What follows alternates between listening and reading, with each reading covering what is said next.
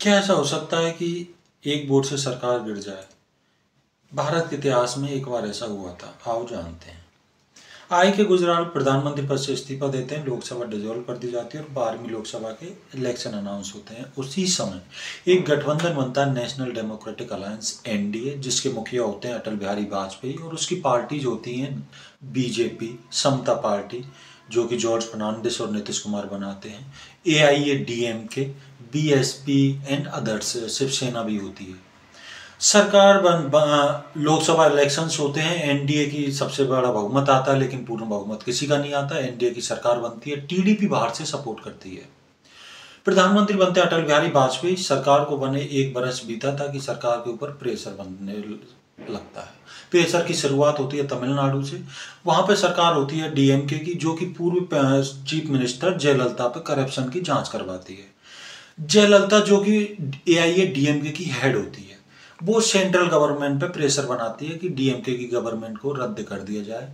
यहाँ तक कि वो डिमांड रखती है कि डिफेंस मिनिस्टर जॉर्ज फर्नांडिस को भी हटा दिया जाए और जयललिता के ऊपर चल रहे लीगल केसेस में उनकी हेल्प की जाए।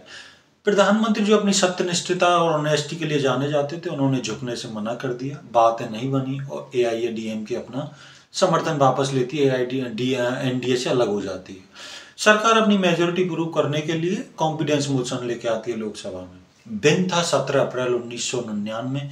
मानो देश थम सा गया था। हर कोई वोटिंग का इंतजार कर रहा था। वोटिंग होती है बहस के बाद।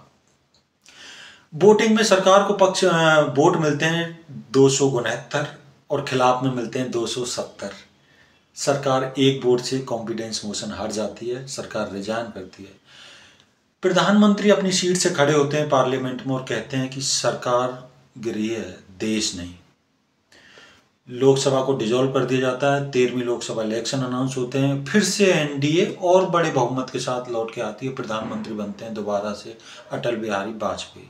इस बार वो अपना 5 साल का कार्यकाल पूरा करते हैं, जो पहली बार हुआ था भारत के इतिहास में कि कोई नॉन कांग्रेस वाला प्रधानमंत्री अपना कार्यकाल पूरा कर गया हो। क्योंकि उससे पहले जितने भी गठबंधन की सरकार बनी थी, चाहे वो 77 में मोरारजी देसाई की हो, 79 की चौधरी चरण सिंह की हो, 90 की बीपी सिंह की हो, 91 की चंद्रशेखर की हो, 96 की देवेगौड़ा की हो, 97 की आई के गुजराल की हो, या फिर 98 की वाजपेयी जी खुद की सरकार हो, सारी गिरी थी क्योंकि वो सारी गवर्नमेंट माइनॉरिटी गवर्नमेंट थी। इस बार की सरकार पूरी चली थी। जय हिंद।